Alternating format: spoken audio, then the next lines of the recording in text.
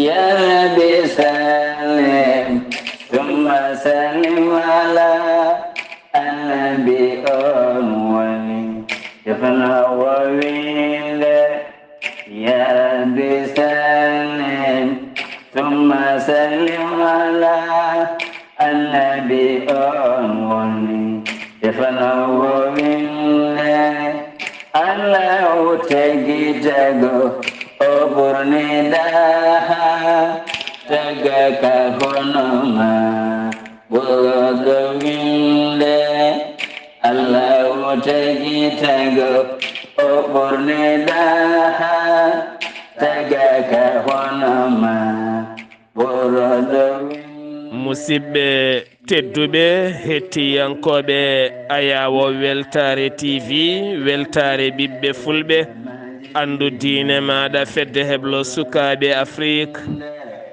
yimoɓe golle nayodengame so daneri filtima ɓaleri buuɗal yurmeende fere feeñay windere feeñjay ɓataake bindaɗo hoore biir nogas e tati seet hitande ujunnaje ɗiɗi e nogas ɗiɗi ɓataake men ko fate tarihaji annabaɓe becute juuɗe monodo mboɗomanta alhamdulillah alhamdulillah alhamdulillahi rabbil alamin en jetti joomi men togɗo men honni en hakkunde jeeri e waalo suɓine laaɓe mum tedduɓe neli e men ha mbawen fewde en duwanima jinnaɓe men jeyɓe sababu godagal men e oɗo henna duniya ɓe jomiraɗo wi yi en ɗoftoɓe woto en ufnoɓe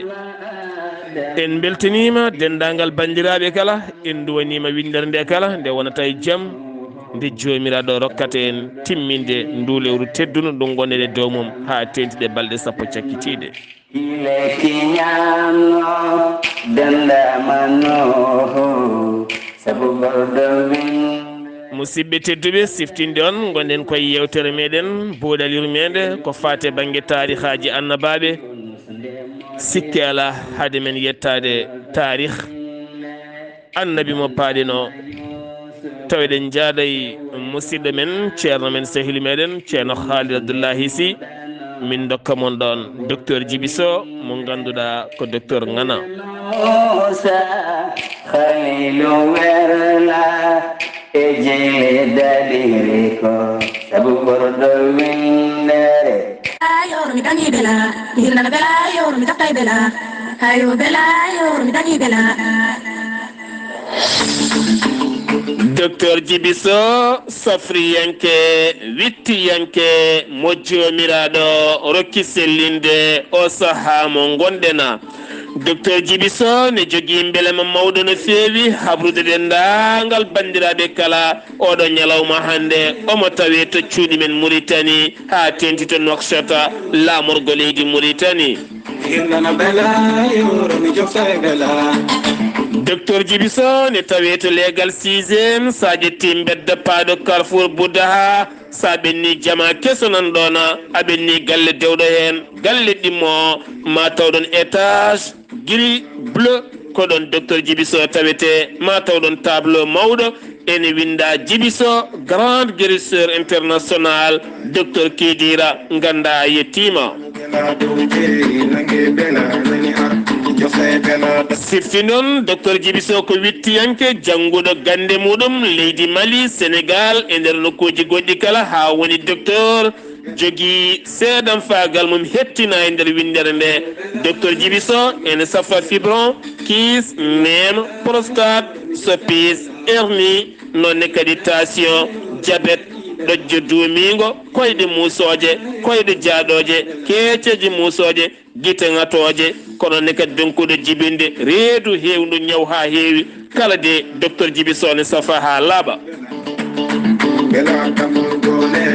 sa yiɗi hebde docteur Djibiso tawete to leydi Mauritanie kono piɓɗo juultoyde to cuuɗi meɗen Kidira mbatta ko 00222 34 83 26 89 00222 31 27 79 57 so tawi ko numéro ji makko WhatsApp leydi Sénégal 00 221 77 244 92 81 so tawi ko numéro makko leydi Mali WhatsApp 00 223 70 85 72 47 docteur Djibiso wi Mauritanie ngare law komi jultoyowo leydi Sénégal. Dubnama Musa Khalilu Yerala Ejeli Dadiriko Sabi Bordo Winde sallallahu alayhi wa sallama musidɓe tedduɓe oɗon ketto yewtere meɗen buuɗal yurmeende ceerno Kaliidu Abdullay Sih min calminima min juurimama min duwanimama gandal ma labtungal taw kadi suɓadema e nder faaɗede hannde nde joguiɗa to banggue hannde hewde hajuji kono kadi ittandema hen gueɗal jayde weltare ɓiɓɓe fulɓe weltare TV gam huccodirde e maɗa ha mbawa addande yimɓeɓe kene naftoro nde tawno ko gaddaten ɗo hen e tarihaji annabbaɓe ko ha nafa en nde tawno Allah wi ko enen kala yo en jurnito ko wone deftere makko teddunde ko ha mbawen fewde hen nde tawno so en peewi tan ko enen nafata wona Allah subhanahu wa taala na nafata wona nela sallam nafata ko enen ɗum noon ñaguiɗen Allah ko yo Allah rokku en fewde ceerno Kaliidu Abdullay Sih min calminima min juurimama aɗa e jayde weltare ɓiɓɓe fulɓe calmina bandiraɓe caggal calminali ɗi ngan saga nayoɗen hannde e annabi mo jiɗɗen nayade o ceerno Kaliidu Abdullay Sih bisimilla maɗa. Kamo Asno Yademo Sana Muhammadu Worodo Winde Seydi Saar mi salminima mi salmitimama e salminago ma ngo calminɗa kam kadi mi salmini kala jeeɓowo ayaw weltare TV weltare ɓiɓɓe fulɓe andudine ma en jetti Allah moƴƴano jeeya mum ñande kala o moƴƴani en hande kadi lubde en koye men lubde en kattande e cellal wawde jottade ɗo henne addande en ko gonoɗen addude ñande kala e nder ɗeɗo balɗe ɓennuɗe mi salminima mi salmitimama e salminago ngo calminɗa kam mi salmini dendagal jogorɗo hettoyade daaɗe men ɗe e nder buuɗal yurmede ngal kono mi salmini julɗo foof ɗo woni mi salmitima hewɓe salminde en ñande kala guila e banggue amen ga e to banggue ma to foof e heddiɓe duwotoɓe hay sinno en tinani en ñaguima Allah yo Allah rendidinen e duwuji mabɓe o jaabono en foof o rendinen e dendagal julɓe e moƴƴirejo kala wadde Allah artiri en hande kadi addande en yewtere gowɗoɗen addude ñande kala Seydi Saar mi wima kadi mbani ba inchallahu taala aɗa wawi haalde hol banggue mo jiɗɗa ɓaggoroɗen hande mi anda hol annabi mo keblanɗa en hande mo mbawɗa heɓlude fof bisimilla eɗen cabbi e namdal maɗa inchallahu taala on saaha kadi en jokken golle so hawri e welede Allah Seydi Saar bisimilla maɗa inchallahu taala. ceerno Kaliidu Abdullay Sih min calmitimama ɗon kadi calminɗa dendagal hettiyankoɓe men kala kamɓene kadi ɓe calmitimama en calminiɓe enen kala yo en gone laana malal ceerno Kaliidu Abdullay Sih hande nayotoɗen koye annabi Allah Ayyuba eskey Allahu akbar annabi Allah Ayyuba nde ganduɗa so tawi mi rafama min ko kanko miijotomi ene rokkami cellal ne rokkami softede ceerno Kaliidu Abdullay Sih holi oɗo henno gonnoɗo annabi Ayyuba holi oɗo henno gorko moƴƴo ceerno Kaliidu. eyyi Seydi Saar ɓayde mbiɗa ko Ayyuba hande gaddanɗa en est ce que addani en gorko mo Allah jarribi e gurdam muɗum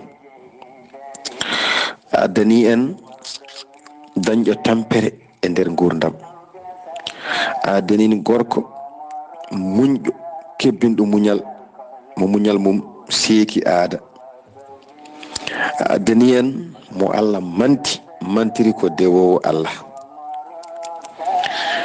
addani en kawniɗo sifa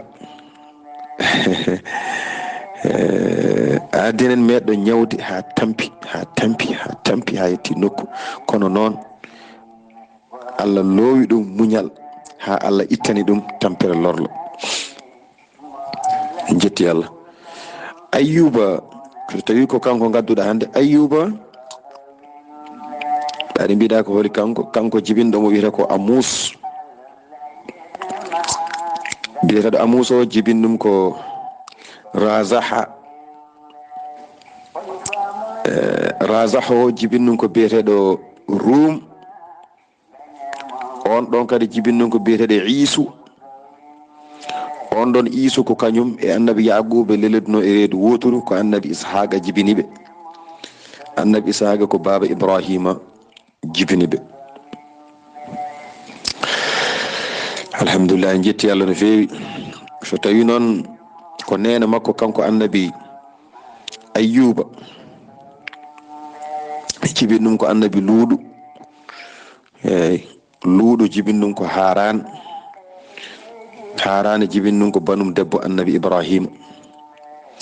Banum no wiyete mo annabi Ibrahima jiidi yumma e baba ko on jibinɗum jafoɗon. Ko ni ɗum sifori ko oɗo woni annabi Yaquba. Ɗum noon mi faɗa namdal ma gongal jokken golle so hawre weleede Allah. ɗo kalaten annabi Ayyuba, en calmini kala biyaɗo Ayyuba, en calmini ɗo hen kala neɗɗo hande mo Allah jarribi ñaw rafi, aɗa leli hôpital, aɗa leli galle ma, a wawana hoorema, min calminima ɗon. Ganda oɗo hen Ayyuba ko oɗo poɗɗa heɗade tariha muɗum. Rafi mo joguiɗa o ma Allah sellini ɗum ha sella, nde tawno Allah sellinit neɗɗo ko muñal, nde tawno Allah ne jarribo neɗɗo. Ceerno Kaliidu Abdullay Sih, annabi Ayyuba, hol fo dokke ɗe o dañño ha Allah mantimo, Allah yooɗa ha mantimo, ko holɗen dokke ceerno Kaliidu? Eyi Seydi Saar, mbiɗa hol dokke o dañño ha Allah wawi mantudemo, wonde ko dewo Allah. Eyi kanko annabi Ayyuba jaafoɗon, o dañino kawis mawɗo e aduna, nde wonde Allah rokkimo jawdi ha heewi. Jawdi ndi kala leñol galɗinortegol omo jogui leñol ngol kanko. Banggue jawdi darindi tuggi tan ko guiloɗi fayi guertoɗe, ala hen ko ala. Ko rendinno e on noon saaha e zamanu makko to banggue ngaalu e fannuji ngaaluji, hay gorko goto dañani rendinde ɗum, ala. Ko wiyete gaynako tan omo jogui fodde 500 gaynako. 500 gaynako foof ene jogui ɓiɓɓe, ene jogui jawdi kadi, taw ko kanko ñamminta foof. Kanko oɗo annabi Ayyuba. Machallah. Omo jogui kadi ko jibini ɓiɓɓe ne mbayno leydi, rewɓe e worɓe. Wondude e ɗen ɗon gueɗe foof haɗata ko annabi, ko kulɗo Allah, ko manto nemaji joomi ko, ɗin nemaji ɗi ganduɗa ɗi Allah waɗanimo. Omo wondi e pelle tati noon gonɗinɗemo, fedde foof jiida e wonde nden.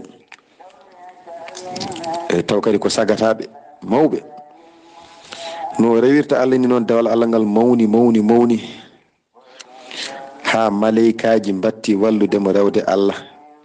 Kanji fof ɗi ceedanimo ko dewo Allah, ɗi batti walludemo rewde Allah, ha ɗum sari saki ha Iblisa tini ɗum.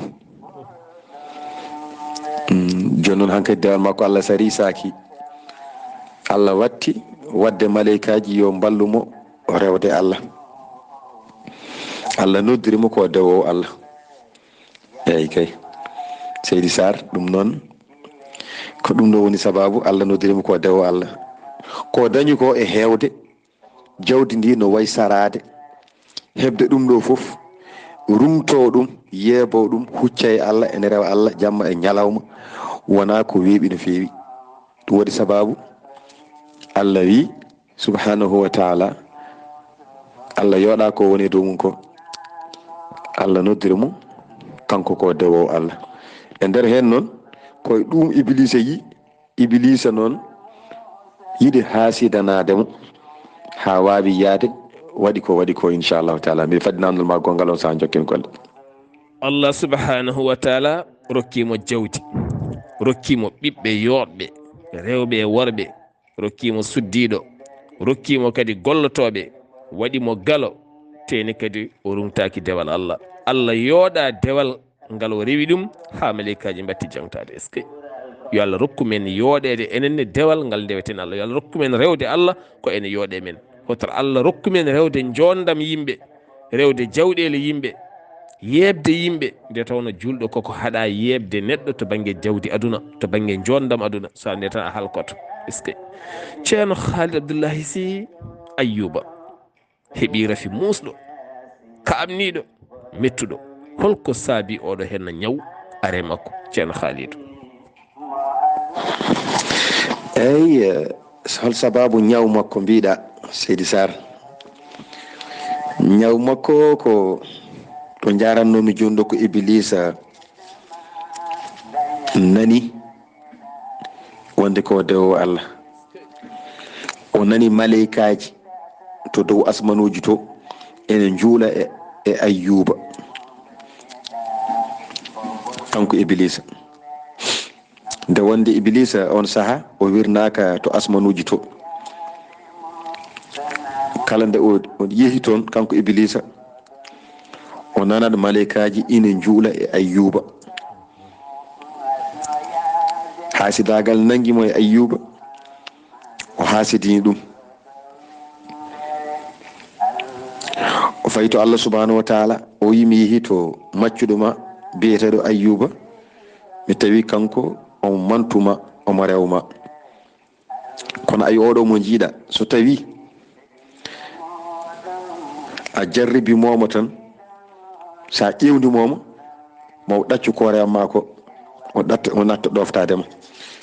ala ko rewirma so wona wonde a rokkimo jawdi, wona tan saabi Allah tan o rewiri Allah, ala a rokkumo jawdi ha heewi tan o rewma. kala nde guittuɗa jawdi ndi o nattat rewdema. ene jeeya yimɓe so ɓe dañi jawdi tan ɓe dewa Allah, so ɓe dañani tan ɓe gaccat, kanko koye mabɓe o jeeya. sa wurti kam makko joni mi holluma golle makko. Allah subhanahu wa taala wi mi ɗaldima e makko. aha mi ɗaldima e makko ya. Iblis wi a jarama. Iblis yeehi rendini konuji mum, noddiɓe wi gande koye Allah ɗaldi kam e Ayyuba.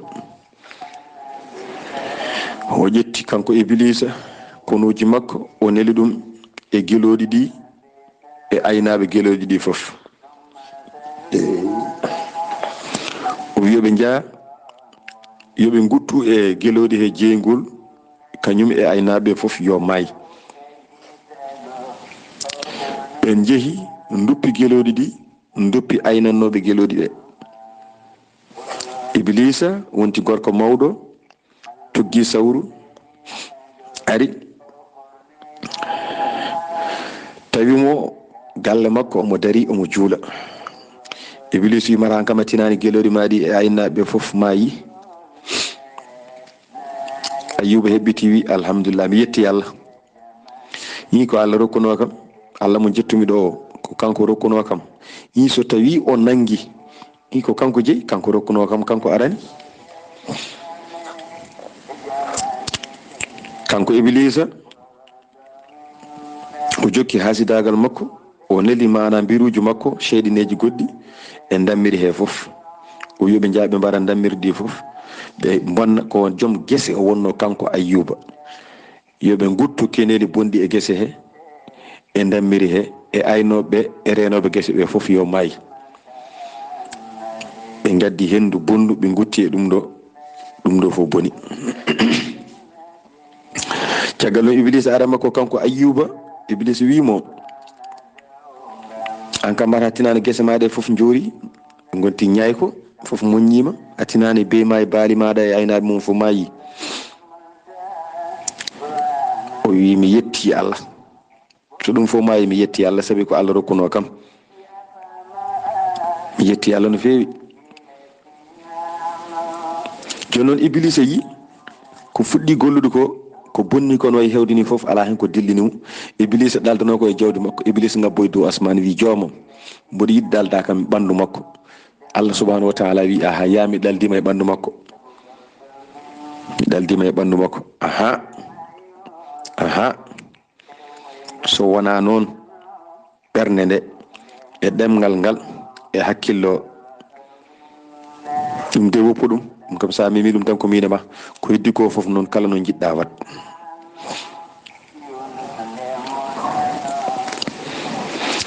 E hoddira Allah Iblis ari tawi mo ɗon omo juula. Iblis wutte makko hendu bondu to waɗi hendu ndu nde wutti e kine makko tan hendu ndu naati e nder ɓandu he pop gila leeɓi hoore ha segene koyngal o wutte makko hendu bondu. Ɗum woni sababu ɓaari mbinda ko holko woni sababu rafede mo ko ɗum ɗo woni sababu rafi makko. ille ko ɗum woni ko namdinɗa Seydi Saar. Mi faɗi namdal ma gongal inchallahu taala. est-ce que Ayuba est-ce que Iblis mo Allah huɗi ceerno Kaliidu Abdullay Sih beele Iblis oɗo henna mo Allah huɗi wonko bonnanimo goɗɗum ɗon ɗo wutti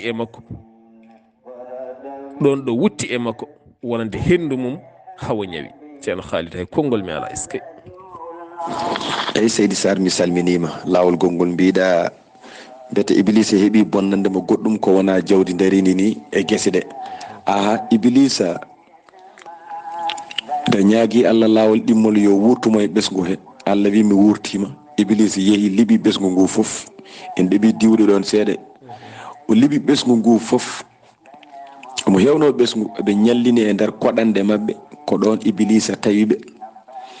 Iblisa liɓi kañum e konuji mum ɓe liɓi koɗande ɗe fof e dow ɓesgu makko fof ko ɗon heddi. nde ɓesgu makko fof heddi ɗon Iblisa wonti mawɗo gandinowo woni janguinowo are makko haalnimo. o ɗeɓino dañde ɗon sunno seeɗa Allah wahyimo wonde garo e ma o de ko Iblisa. nde wonde o ardata ko mbaadi neɗɗo moƴƴo kanko Iblisa somo ara e Ayyuba. joni noon Ayyuba imsidi to Allah subhanahu wa taala taw Iblisa fuɗɗinomo weltade. nde o imsidi tan Iblisa rutti e mette muɗum. ɗon noon Iblisa wi joomam ɗaldundami koye ɓesgu makko. joni noon kadi ala ko gasi joni jimmi ko ɗalda kam e ɓandu makko. jomiraɗo wi mi ɗaldima ɓandu makko du. woto mem ɗemgal ngal woto mem ɓernde nde woto mem hakkillo o. ɗo ɗon woni ɗon dartinomi nane Iblisa ari tawimo ɗon wutte makko hendu bondu. hendu ndu naati e dendagal ɓandu makko ala to heddi e nder ɓandu makko ha kanko fo o ñawi ha o watti lubde. eyyi ko ɗum ɗo woni sababu rafede mo kanko annabi Ayyuba inchallahu taala. ɗum noon mbiɗa faɗi namdal ma gongal so Allah jaaɓi.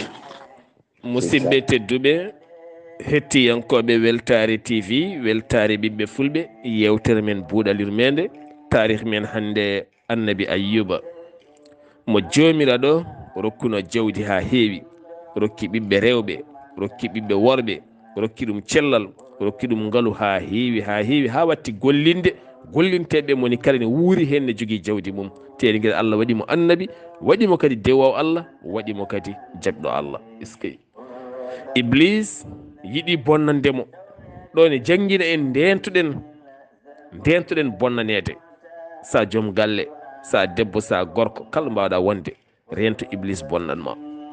andu Iblis ne ɓattima ha ɓurti o meeɗa yiddema teni kadi Allah haalnino Qur'ana ndentoɗe oɗo henna Iblis ko gaño bamon Adama kam jeeyi sababu haw jippina ga e leydi.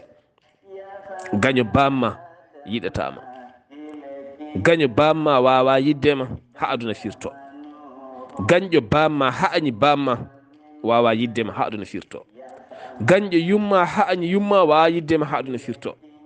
ɗum noon holno mbatta ko rentade fulɓe noon mbi rentade ɓuuri safrade.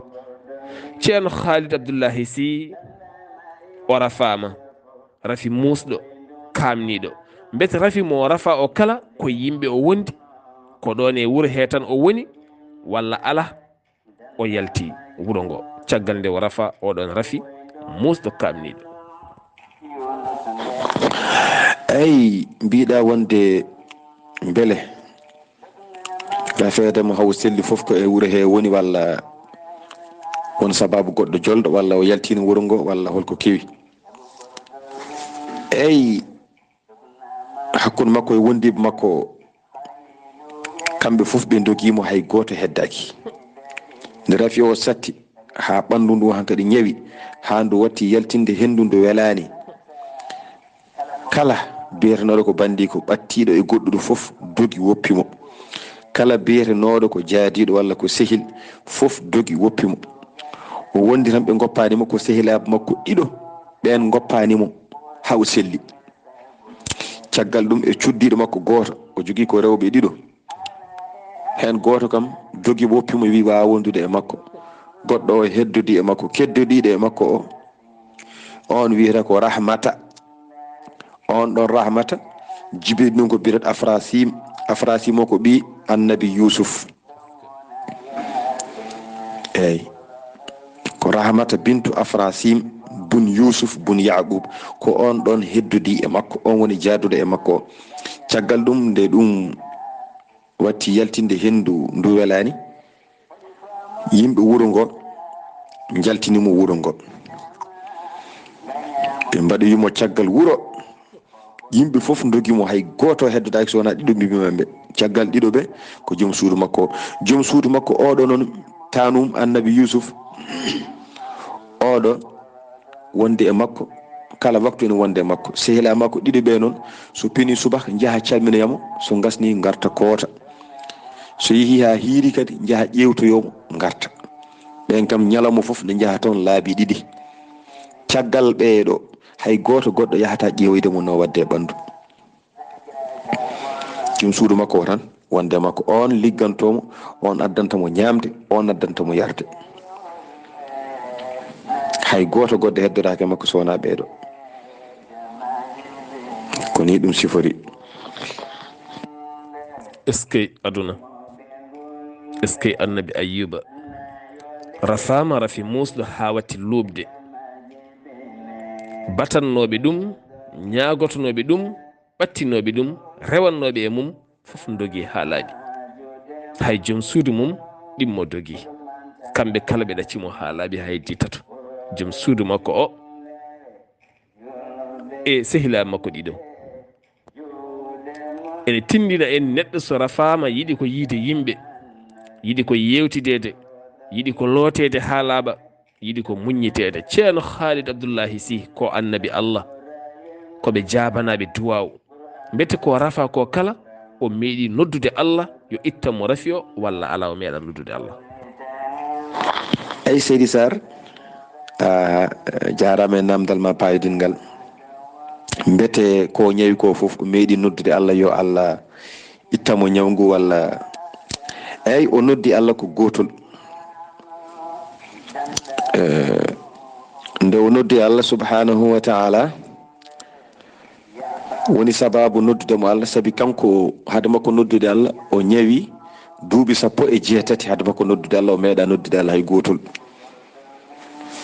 kala kalandomo haala Allah o wiya Allah ne yiyami, Allah ɓuuri andude to gonmi ɗo. ñande o noddara Allah nde noon taw gilɗi ɗi ñaami ko wonno e ɓandu makko foof, ɓandu ndu gasi ha laaɓi tew natti wonde hen ko ƴiye bale o heddora.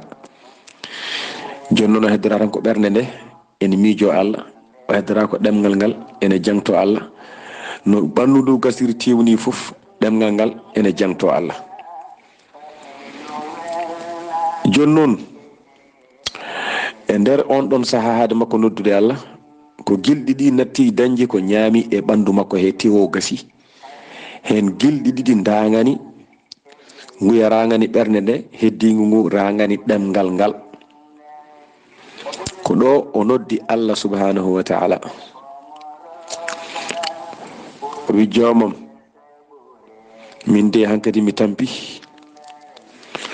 mboɗo sohli yurmede maɗa nde wonde an ɓuuri wawde yurmade e kala jurmotoɗo.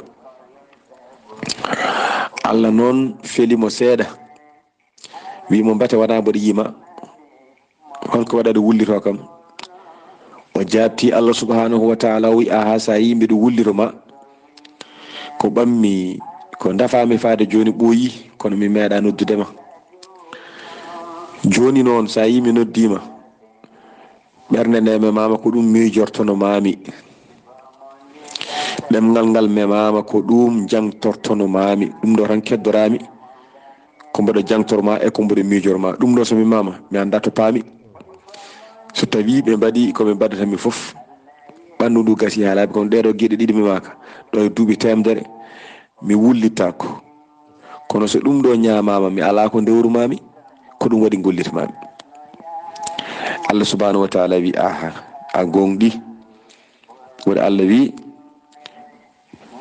joni joni cella ɓayde ko noon eyyi kon ɗo o meeɗi wullitade Allah subhanahu wa taala. Seydi Saar mbeɗa faadi namdal ma gongal inchallahu taala. rafi juuti ɓandu gasi gilɗi ŋaayi tawani haydara ken ñaama, wona ƴiƴam wona hettere wona haydara. nguru ɗakkima e ƴiye ala ko heddi so wona ɓernde ne dilla, ɗemgal ne jangto Allah subhanahu wa taala. ɗemgal tatake e wiide Allah sellinam ala, ɗemgal huuli woto nangede wasde jangtade Allah subhanahu wa taala. ene jangguina en neɗɗo Allah ne yiya ɗum kalɗo gonɗa, Allah ne andi ko gurɗa, Allah ne andi no gurduɗa, heddoto ko sa gonɗi a rewi Allah, Allah tawma ɗon. ceerno Kaliidu Abdullay Sih tagui men adduɗiɗo hen tarihaji ko ha yimɓeɓe kocca hen ko ene gurda, kocca hen ko ene nafa ɗumen, kocca hen ko ene naftoro e nder gurdam mumen. nde tawno gurdam aduna ko ni hen nawayi. Allah tindani en e deftere mum teddude ko ha mbawen ɗoftade, ha mbawen rewde. ceerno Kaliidu Abdullay Sih kanko annabi Ayyuba wonde o meeɗi wonde o wondiri Allah, wonde so tawi joom suudu makko arti ko piyowo ɗum looci temedere. holno ɗum wano? eyyi Seydi Saar mi salminima law gongol. eyyi mbiɗa wonde o meeɗino wiide o wondi te o wawa hay ummade, o wi so joom suudu makko arti ko piyo ɗum temedere ɓoggol, temedere leggal. a nden cuddiɗo o ya ronki dañde ko ñaame ɓooyi toon. cuddiɗo ko joom muñal kañumne, nde fini fo dawre wuuro ƴeewno yaɓe koɓe ñaami. ene hen noon fini dawi ronki dañde ko ñaame.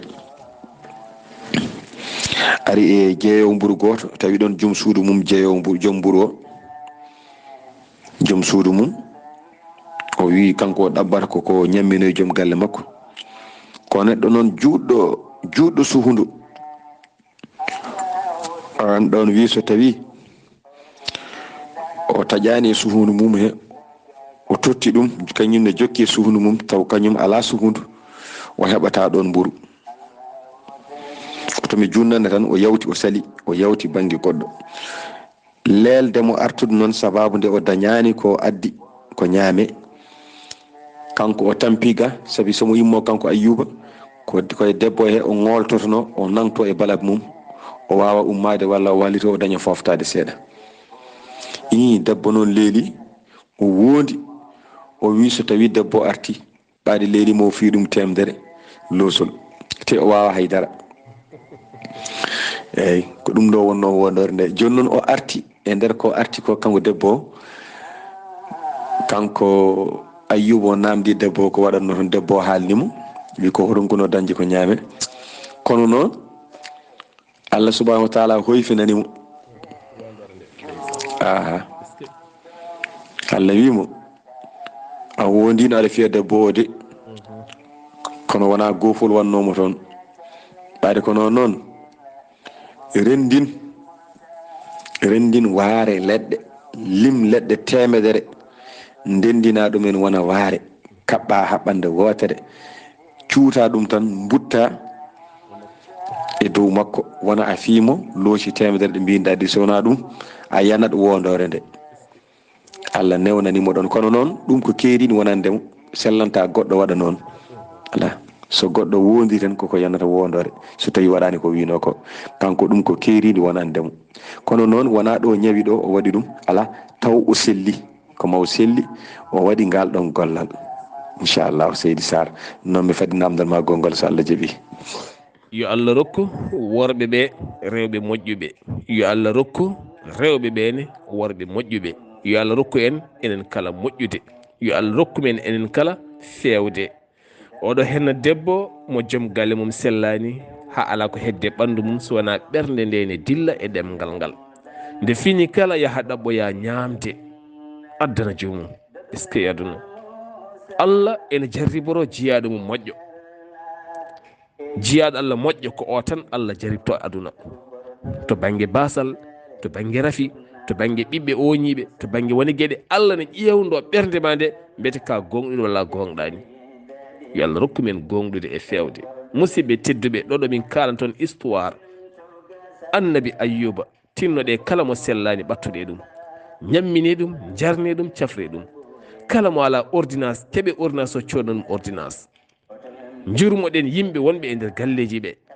ɓe cellani ɓe ganden ɓe cellani mbasen wiide koɓe ñawkiniɓe ceerno Kaliidu Abdullay Sih rafi o juuti wo tampi o yaltinama wuuro ngo o wedduyama ladde omo luuɓa yimɓe kala doguimo wonatti jogade jawdi basal joli ha debbo watti yelade ɓiɓɓe maayi ha laaɓi jawdi maayi teni kadi o rafama duuɓi e kitale mone leeli o wawana hoore makko ceerno Kaliidu Abdullay Sih o selli holno selliri e holno waati ɗum woni namdal men cakkitingal ceerno Kaliidu Abdullay Sih. eyi seydi Saar cellal makko mbiɗa holno selliri eyi jarama cellal makko kanko annabi ayyuba ko nde Allah yiɗi hankkadi na sellindemo nde o noddi Allah subhanahu wa taala Allah wi min jaabi noddago makko min kuncanimo lor gonnoɗo e makko tampere wondunode e makko nde min gittanimo ha laaɓi Allah yiɗi nde yiɗi sellindemo ɗe tan Allah wi ko fi koyngal ma ngal e leydi o fi koyngal ngal e leydi sewde ɓuuli ɗon Allah wi fiito koyngal ngal e leydi gongol o fi koyngal ngal e leydi sewde wonde ɓuuli ɗon to fino adana ɗo nden sewde ko ɓumde to fino sakket ɗo nden sewde woni wulde jaw sewde wulde de Allah subhanahu wa taala wimo ndeɗo a lototo kayre sellinta dow ma banggue dow o foof ko kayre artirta ɗum sellina ɗum o wi sewde ndega ko ɓumde nden a yarat saɗa yara kayre mana safrata nder o sa waɗi noon joni joni rafima o yaaha ko sawru e ɓoore tan gasat ha laaɓa ceer joni noon ko ni safar makko wayi eyyi ni tan Allah safririmo yo fi koyngal ngal e leydi laabi ɗiɗi gadigol ngol ma sewde ɓumde yaltu hen ɗimmol ngol ma sewde wulde yaltu hen sewde ɓumde nde o yarande nde safra nder sewde wulde nde o lototode nde safra dow o ko ni Allah subhanahu wa taala safriri annabi ayyuba dendagal ko ñawno iwi gasi ha laaɓi nde gasi Allah rokkitimo ɓesgu makko ko joguino ko kadi ɓeydi goɗɗum wonde ne wiyama debbo o caggal ɗum nde o selli jibinanimo caggal ɗum ɓiɓɓe nogas e jeegomo debbo o jibinanimo nogas e jeegomo ɓiɗɗo gorko caggal nde o selli nde o dancoyi ɗum caggal cellal makko Allah wi min dokkimo kala ko o joguino min ƴetti kadi hono ɗum kadi min batti hen so tawi o joguino ko ujunere dammowol min batti hen ujunere wonde so joguino ko ujunere ngeloba min batti hen ujunere wonde kala ko o joguino Allah tottirimo kadi ƴetti hono ɗum yeru mum watti hen kala ko joguino kala ko menno jogade ko ni Allah subhanahu wa ta'ala waddiri e oɗo ayyuba caggal nde jasɗo o ari nanne makko ko nanne makko ko ni Allah safririmo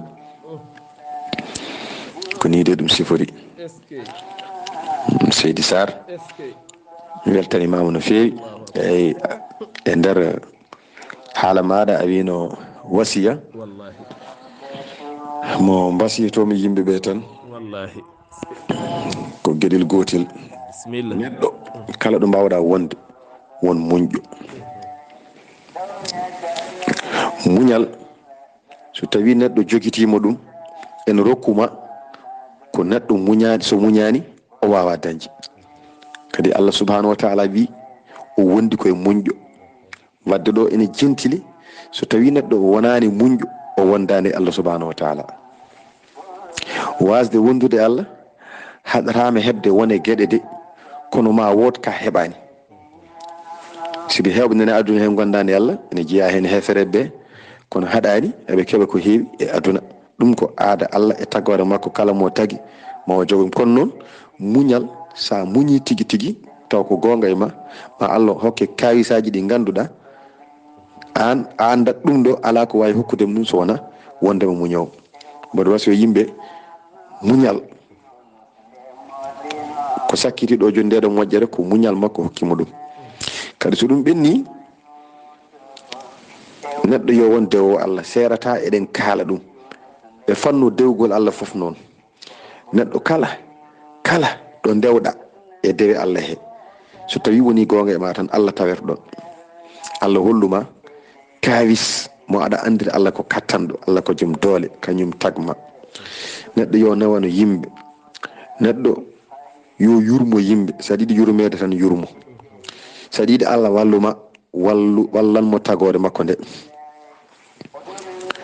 sa ɗiɗi Allah walluma Allah renma e wofɗude sa yi boof yurmo ɗum so wonko joguiɗa wallu ɗum. sa ɗiɗi Allah renma e wumde sa yi gumɗo wallu ɗum so wonko joguiɗa rokku ɗum. gueɗe kewɗe sa ɗiɗi Allah danduma hen sa yi jomum wallu ɗum. andu wona ɓurdema oɗo addanma dañde ko dañƴa ko ala ko Allah subhanahu wa ta'ala jogui ñawre mum. kala ko wela o ñaawa e jiyaɓe makko.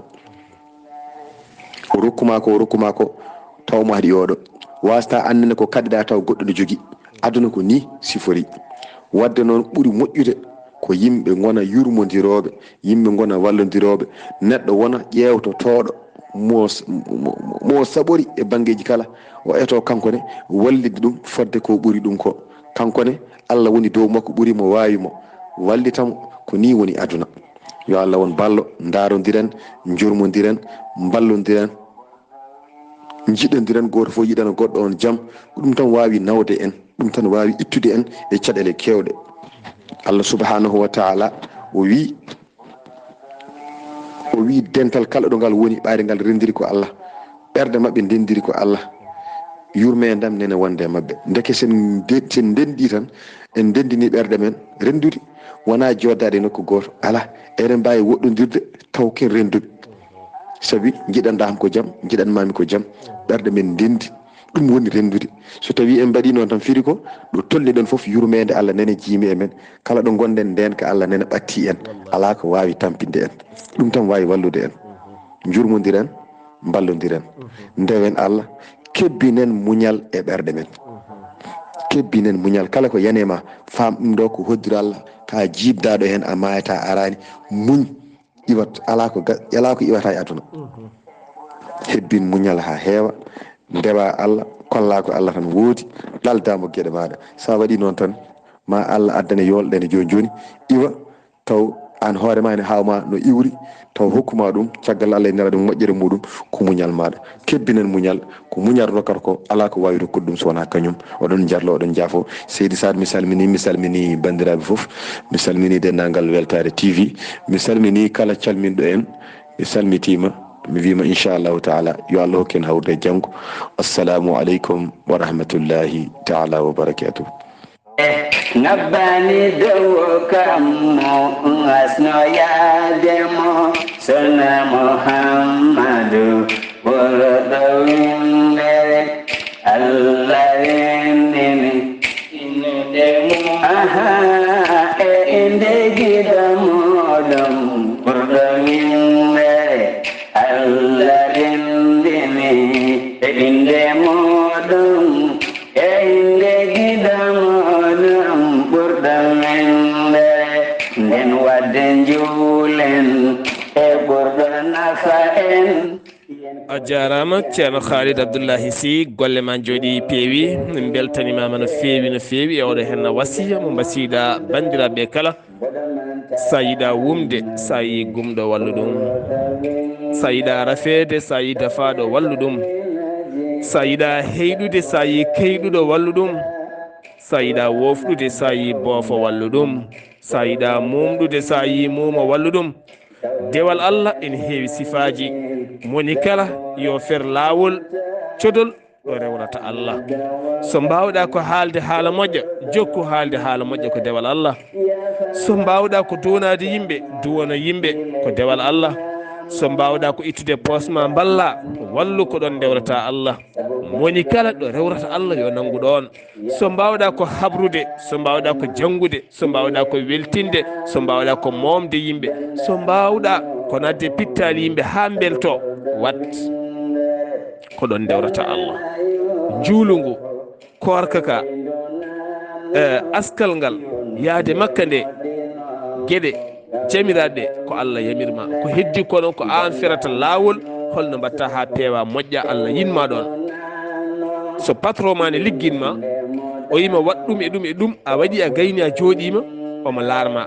kono sa waɗi ɗum e ɗum e ɗum a gayni a watti wadde hen goɗɗum ay o welema o ko moƴƴo ƴew ko mbimi yo wat ko o watti wadde goɗɗum patron o ɓeydo yiddema Allah yamirima ya hewɗum juul hoor ya makka sa dañi asko moƴƴu subi hin andu Allah ko goto kono ɗum foote ko Allah yamirma ko heddi ko noon ko an waɗata goɗɗum ha Allah welema wonde ka maccuɗuma ko walla ka korɗoma ko a waɗi ɗum ɗo henna est ce que en kettima ɗo henna qista tarih annabi ayyuba tinnoɗen e koye men nafodiren ceerno Kaliidu Abdullay Sih ko nduwiɗa komin mbiya allahuma amina ya rabbi ya rabbal alamina a jarama yallah yoɓe moƴƴere musidɓe tedduɓe ketki malaki jaam aadi men ko dewo biir janggo woni ale janggo so jomiraɗo haaji taw kadi koye tonggode tarih annabi goɗɗo ɗum noon mi ɗalda moon ceerno Ousmane Ly wela dande